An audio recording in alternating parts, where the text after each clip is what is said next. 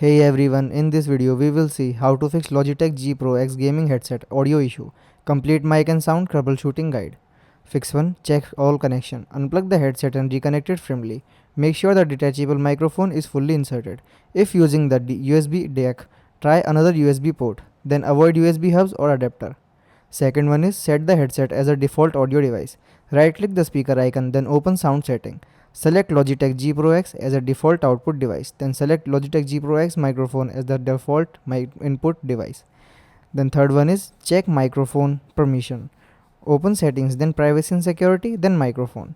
Turn on microphone access. Allow apps like Discord, Steam, OBS or Zoom to use the microphone. Fourth one is restart Logitech G Hub. Close Logitech G Hub completely, then reopen it. Make sure the headset is detected. Install any available firmware update.